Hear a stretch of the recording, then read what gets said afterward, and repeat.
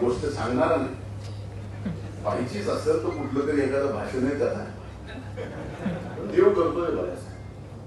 आज जे काही माझ्यासोबत झालं, मी राजकीय जीवनात आहे, मी ते कधीही स्वीकारेन. चांगलं स्वीकारेन, वाईट स्वीकारेन, टीका स्वीकारेन, शिव्या स्वीकारेन.